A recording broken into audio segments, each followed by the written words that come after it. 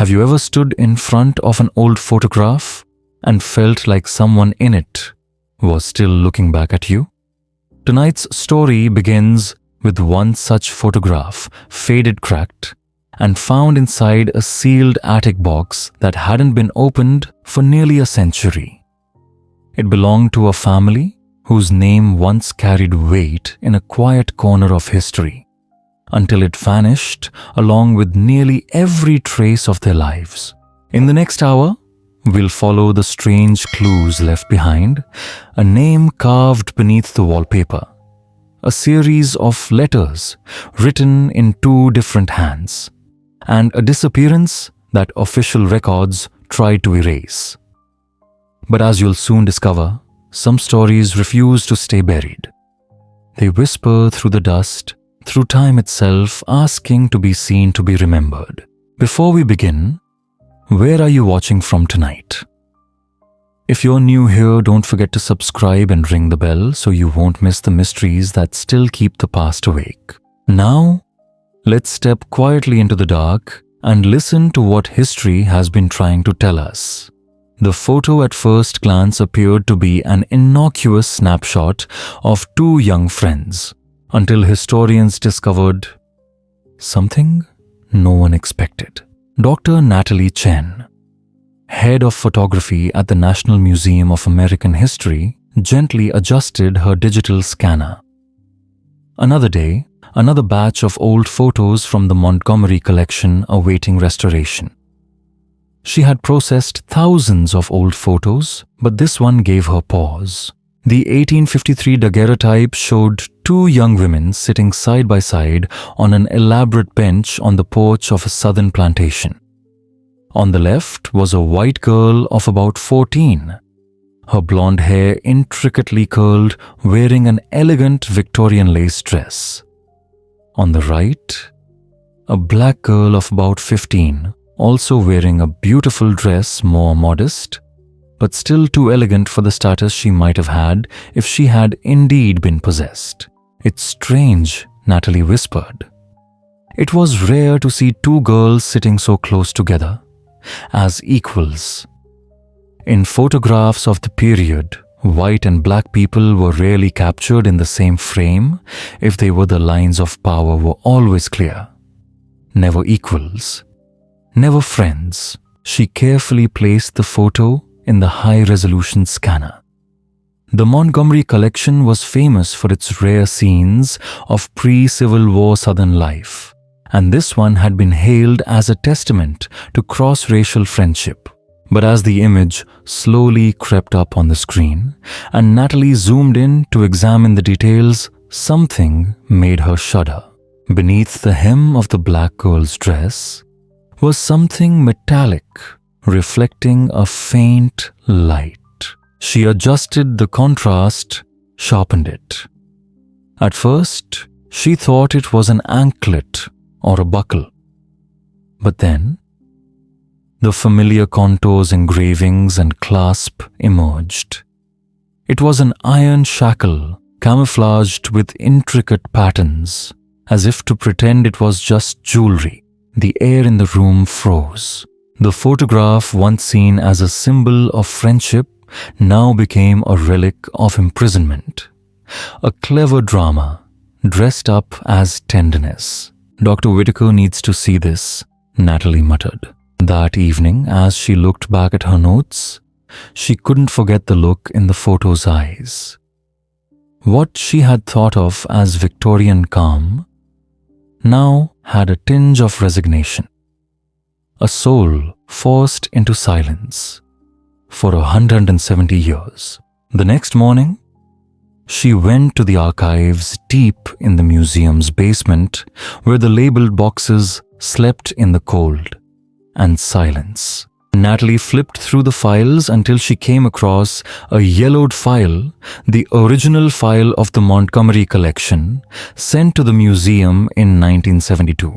Inside a handwritten letter, Caroline Montgomery with her companion Harriet, 1853. Dr. James Whitaker, Director of Historical Research, stood next to her reading the words with a sharp gaze. "Companion?"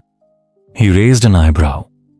That wording seems very carefully chosen. Natalie nodded, pointing to the attached note. The Montgomery family wrote that Harriet was a favored servant treated like a member of the family. Whitaker sighed. The story is familiar. The kind of self-justification we've heard too many times. Natalie continued to research. There was no mention of iron shackles. It seemed that over the years no one had ever noticed. In the plantation's accounting documents, they found a brief entry from 1851. Purchased a girl 13 years old for $800 to be a companion for Miss Caroline. Whitaker read slowly. To be a companion.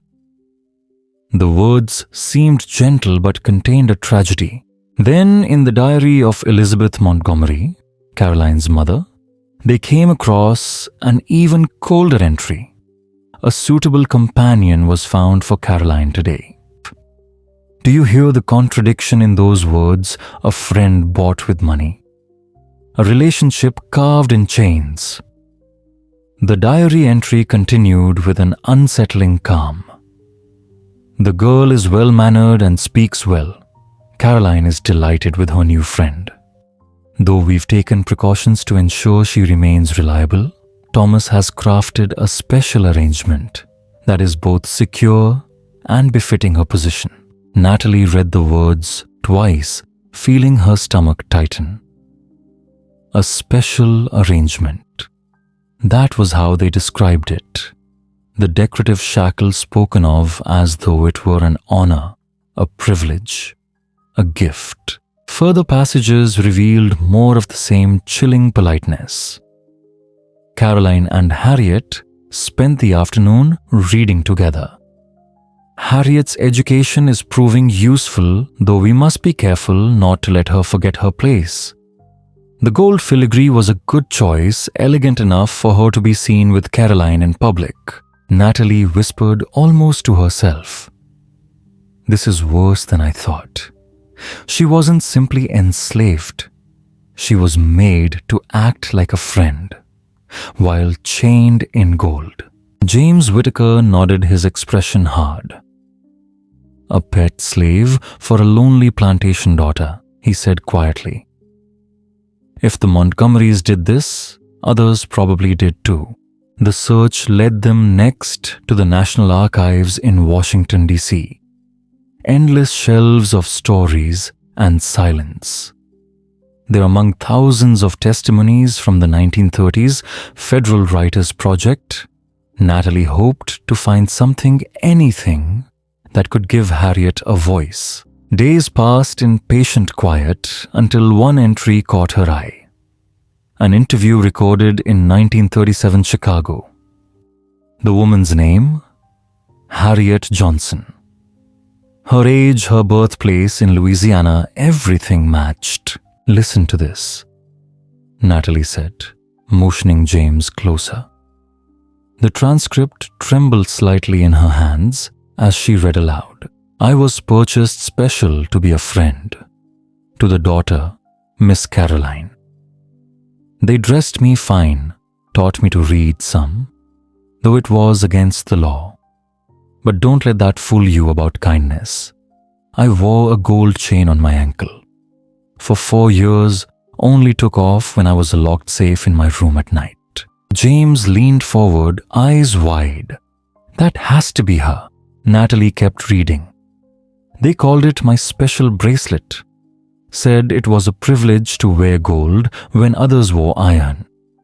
But a chain is a chain, no matter how pretty. Miss Caroline liked to pretend we were true friends. Maybe she even believed it.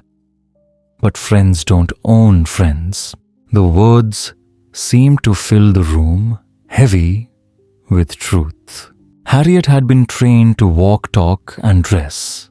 Like a young lady to attend Caroline's meals, her lessons, her outings, a living ornament of the Montgomery family's supposed benevolence.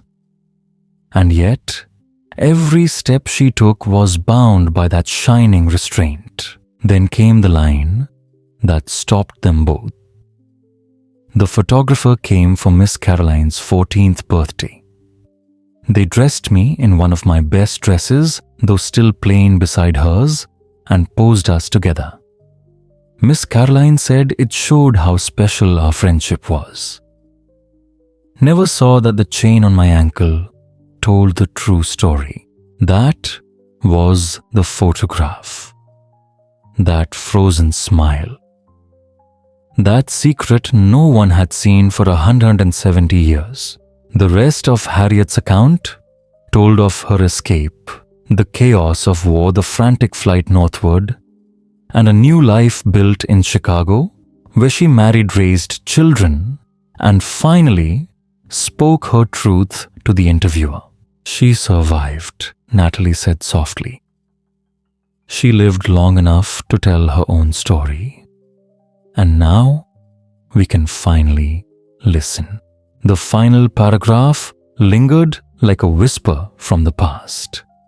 People today might look at the picture and see two girls being friends, not knowing one was property to the other. That's how slavery worked. Sometimes it dressed itself up pretty, but underneath there were always chains. That line haunted Natalie for days. It changed the way she saw every photograph, every gentle pose and polite smile from the antebellum South. How many others had been silenced under the guise of companionship? Together with Dr. Marcus Johnson, an expert on enslavement practices, and Emily Parker, a digital imaging specialist, Natalie formed a research team. Do we need to re-examine every supposedly friendly photograph of enslaved and free people together? She asked during their first strategy session. Especially those where parts of the lower body might have been cropped in publication. They developed an algorithm, a way to scan thousands of digital archives for similar compositions. Portraits of black and white subjects side by side, particularly young girls and children. 2 weeks later, Emily entered Natalie's office holding a tablet. Her face was pale. "We've identified 43 possible matches," she said quietly. "In 7 of them, we can clearly see disguised restraints chains disguised as jewelry ribbons that were actually metal bands, even a golden lace tied around an ankle that wasn't cloth at all." Marcus looked at the screen in silence, then nodded slowly. The weight of history, beautiful and brutal, had just become visible again. "This fits with my research," Marcus said quietly. "What some plantation owners called companionate enslavement." He let the phrase hang in the air for a moment, its calmness masking something deeply sinister. It referred to a practice in which enslaved children were not only servants, but emotional companions, playmates, confidants for the plantation's white daughters. "The psychological cruelty is staggering," Natalie murmured. "To make someone perform friendship while they remain in chains." Their findings grew darker with each new document. Marcus uncovered records from plantations across Georgia, Virginia, and the Carolinas, ledgers, inventories, and household diaries, each describing companion acquisitions and appropriate restraint arrangements. One diary from Virginia was particularly revealing. Purchased a bright young girl for Mary's companion. Had the silversmith craft an attractive chain that won't embarrass us when they appear together in society. The Blackmores were quite impressed with our arrangement and are seeking a companion for their own daughter. Marcus closed the file slowly. It became a status symbol, he said. Having a well-spoken, elegantly dressed, enslaved girl beside your daughter showed wealth culture and supposed benevolence, all while maintaining absolute control. Natalie listened in silence. The pattern was horrifying in its refinement. These young girls, the so-called companions, were ornaments of empathy, human props for the image of kindness. And the bonds hidden beneath gold or silver reminded everyone who truly held power. The more the team examined, the clearer it became. This wasn't rare, it wasn't an exception.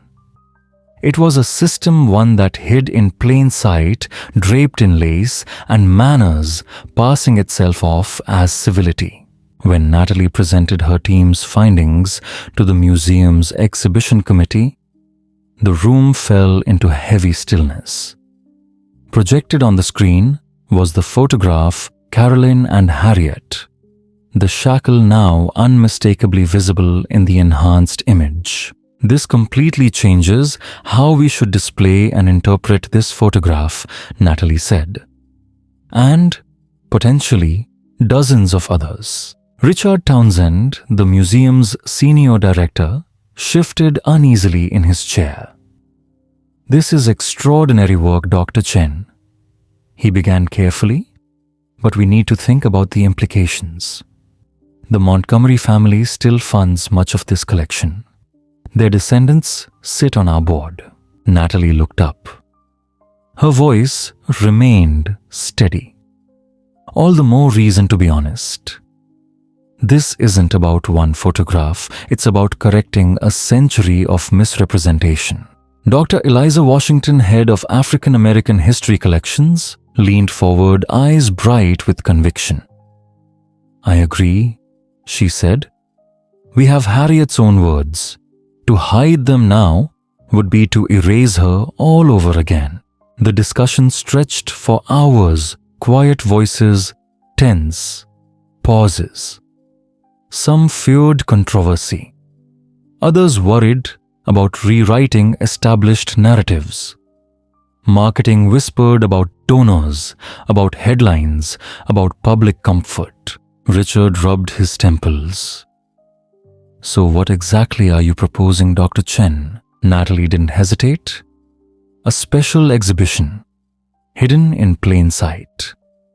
Centered on the Montgomery photograph, but including the others we've uncovered. We'll present both interpretations side by side, what people once believed and what the images truly reveal.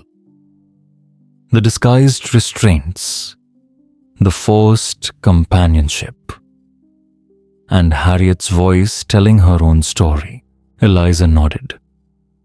"We could let visitors uncover the details themselves, zooming in, noticing what history tried to conceal. It would make them see how easily the truth can hide in beauty." Marcus added softly, "And we connect it to the present. How exploitation still wears the mask of kindness." For a long moment, no one spoke. Richard Townsend stared at the image of the two girls, the illusion of friendship, the quiet evidence of control, and sighed.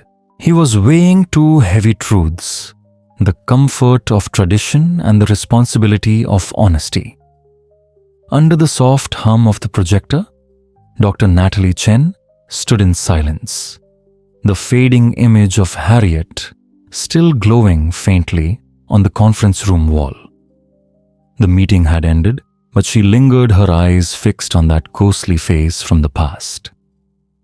"We owe her this truth," she whispered, though no one was left to hear.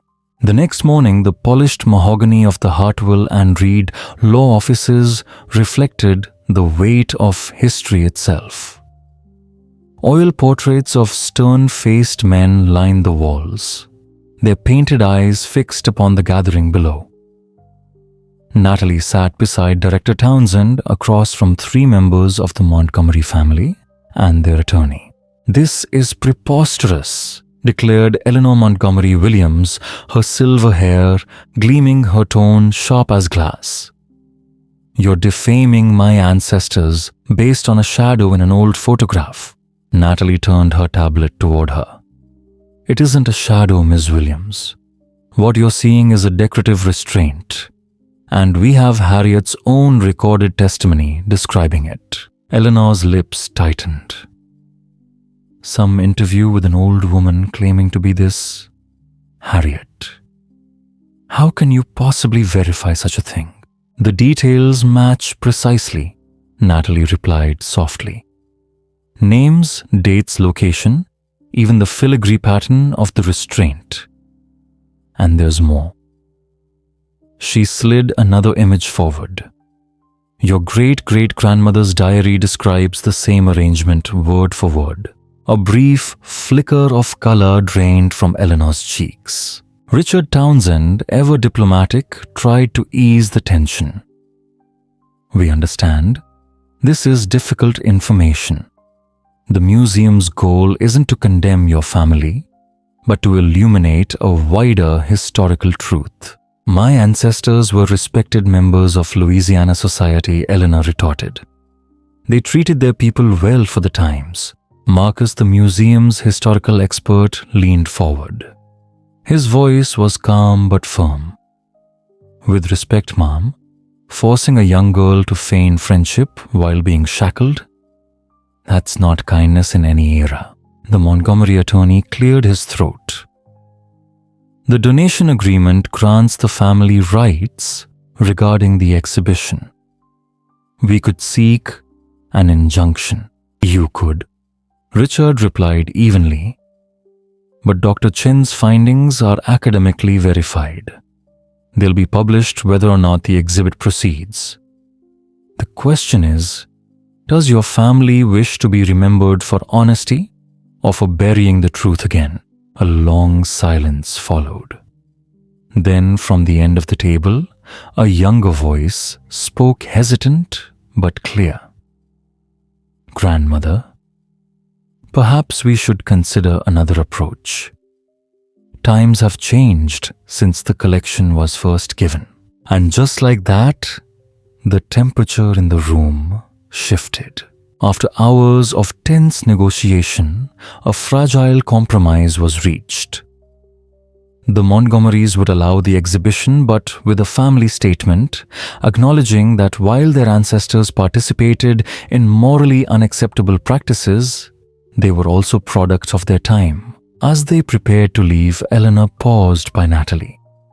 Her voice was cold, but tinged with something older fear perhaps. You think you're doing something noble, she said.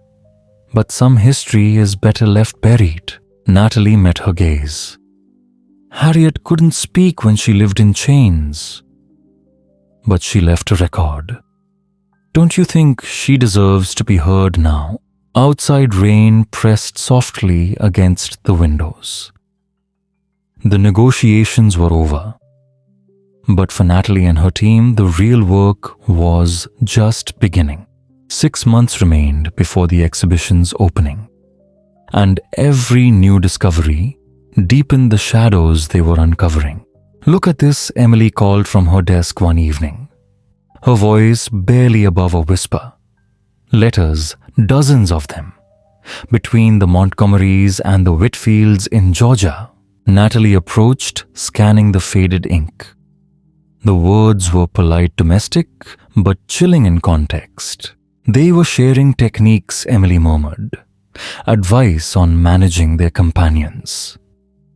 Elizabeth Montgomery even described the decorative restraint idea, and others copied it. Marcus appeared in the doorway, a stack of ledgers in his hands. And I found something worse. Purchases from jewelers and silversmiths, custom orders for anklets, bracelets, all locked with keys. Some included design sketches to make sure they couldn't be removed. They fell silent. The hum of the old air vent, the only sound in the room. The pattern was unmistakable. This wasn't an isolated cruelty, it was a network. A ritual of control passed down through generations of wealth and etiquette. And most of the companions they found were young girls, between 10 and 16 years old. Each name another echo, each document another piece of a system designed to look beautiful while concealing its horror. The deeper they looked, the more haunting the truth became. The enslaved companions, as they learned, were carefully chosen, not at random, not by chance. Each was selected for her intelligence, her poise, her beauty. Always slightly older than the white child she was meant to serve. She was to be a guide, a confidant, a shadow.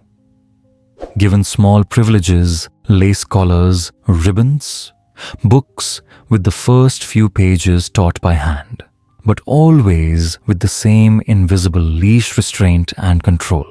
It's a particularly gendered form of enslavement, murmured Dr. Washington as she studied the growing archive. These girls weren't just laborers, they were expected to give emotional service, to seem loving, loyal, and devoted. Auction ledgers confirmed it. Enslaved children, described as suitable companions, sold for more than field laborers. The coded language leapt from the page's refined manner, pleasant disposition, pleasing temperament. All euphemisms for a child trained to perform affection, to smile while being owned. In family albums, plantation daughters posed with their companions, framed in sunlight, surrounded by flowers. The photographs were presented as proof of kindness, evidence of a benevolent household. Yet, if one looked closely just beyond the folds of lace or the shadows at the wrist, something gleamed. A clasp, a chain, a restraint masked as ornament. They weren't hiding it, Natalie realized aloud one evening. They were proud of it. Marcus nodded slowly. Yes, it wasn't just about owning the body. It was about owning the illusion, the pretense of love, of friendship. Controlling how it looked to the world. This revelation changed everything. The exhibition could no longer be just about artifacts. It had to reveal an entire system, how sentiment itself had been weaponized. The research expanded outward like ripples on dark water. They contacted archives from Georgia to Virginia, museum vaults and private estates. Each inquiry returned with whispers of the same practice, sometimes interest, sometimes unease. Some curators replied cautiously, their language careful, as if afraid the truth might stain their collections. The Historical Society of Louisiana identified 3 more images, Emily reported during their next team meeting. And one estate inventory lists companion restraints right alongside jewelry and silver. The words hung heavy in the air. Soon other scholars began to reach out, researchers who had noticed strange bracelets, unexplained positioning, children whose eyes looked too old for their years. A pattern was forming, clear and undeniable. This was no anomaly. It was a custom among the wealthiest families, hidden in plain sight.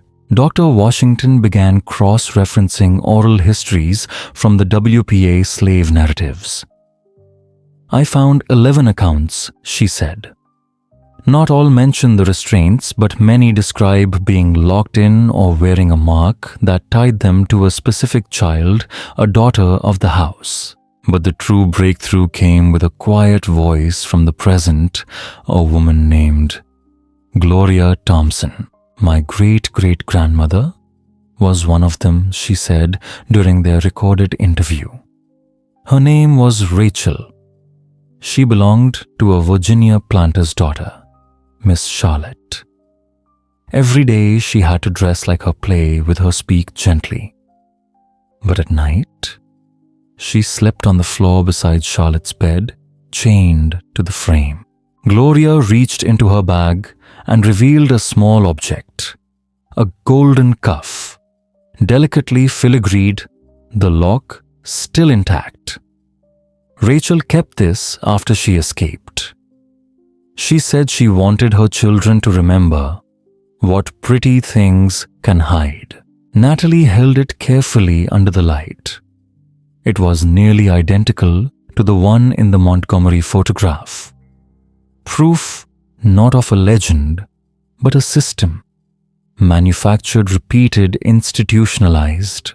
Their database grew with each passing week, over 60 verified examples spanning from the 1830s through the Civil War, stretching from Virginia to Louisiana. The pattern was clear, the implications devastating. Each photograph told the same story, a friendship that was never friendship, a smile born of fear, a chain disguised as beauty. By the time the exhibition, hidden in plain sight, Captive Companions neared completion, the museum buzzed with uneasy anticipation. The title alone seemed to whisper to visitors an invitation and a warning. On opening night, the National Museum of American History shimmered under the soft glow of chandeliers. Scholars, journalists, and the curious public filled the newly curated gallery. They expected to see artifacts.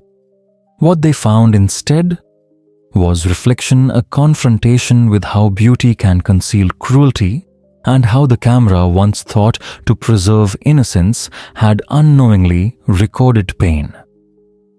The museum lights dimmed slightly as visitors filtered into the exhibition hall, a hush settling over the space like reverence in a chapel. At the center stood the enlarged Montgomery Plantation photograph suspended in soft light. With a gentle press of a button, a hidden glow revealed what generations had overlooked, the faint shimmer of a golden restraint encircling a young girl's ankle. Gasps rippled through the crowd as the truth materialized from shadow. Around it, walls of sepia-toned images whispered their own stories. Portraits once described as sentimental or innocent now bore new clarity beneath the elegance. Chains gleamed, small, yet devastating. Beside each image, a short biography told of the girls once erased their names, their stolen childhoods, their fragments of freedom reclaimed through testimony. Harriet's words occupied the largest wall. They called it my special bracelet, but a chain is a chain, no matter how pretty. The text was rendered in delicate gold-lettered script, a cruel echo of the ornament itself. Reporters lingered near Natalie as she quietly explained, "We're not just showing what was hidden in photographs. We're showing how history itself hides pain behind beauty." In the center display case, Gloria Thompson's heirloom gleamed under glass, the golden cuff with its hidden lock. Visitors leaned close, studying its craftsmanship, its deceit. Nearby, an interactive station invited them to examine old photographs to find the faint traces of metal that told an entirely different story. Many gasped when they found it.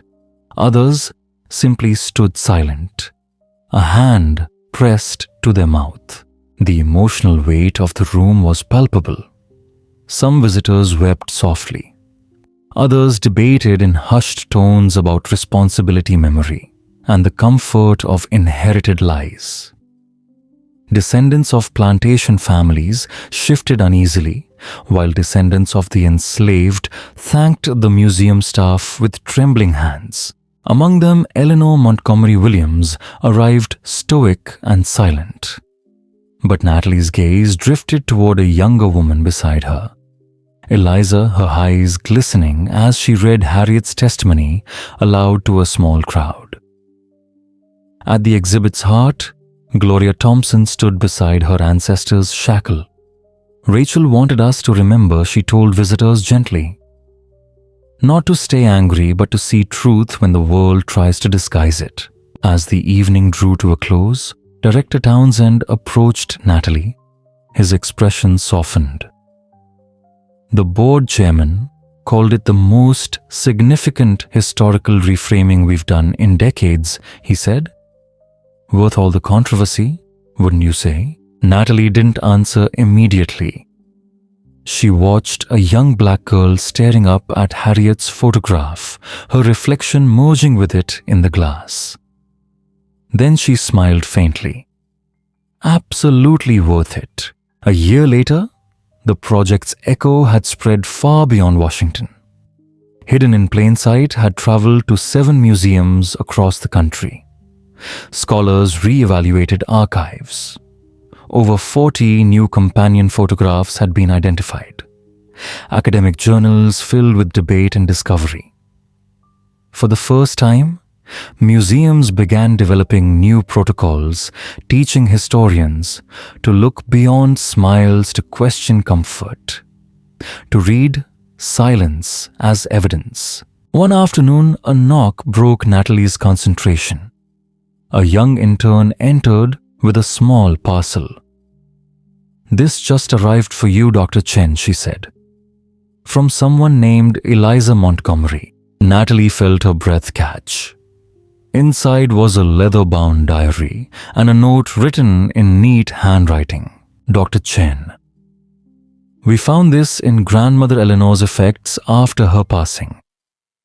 It's Caroline Montgomery's personal diary, 1853 to 1855. I believe it belongs in your collection, not hidden in our attic."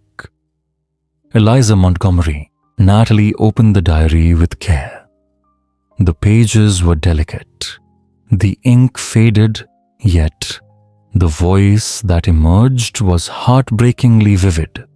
A young girl's account of days spent with her enslaved friend, Harriet. One entry stilled her hands. "Harriet looked sad today. I told her she should be grateful to be my friend instead of working in the fields. She didn't answer, but I saw her touch her ankle chain when she thought I wasn't looking. I wish she didn't have to wear it, but Mother says it's necessary. I gave her a ribbon to make it prettier." Natalie closed the diary slowly, the air around her heavy with quiet understanding. It wasn't a simple story of villains and victims. It was a portrait of how cruelty could coexist with innocence, how even affection could be shaped by power. She placed the diary into an archival box beside Harriet's testimony. 2 voices bound together across a century, one silenced, one oblivious. Now both finally heard. Natalie looked up at the framed photograph hanging above her desk. The image that had started everything. To the casual eye, it was still beautiful. 2 girls, side by side, smiling. But once you'd seen the chain, you could never unsee it. Just like history itself,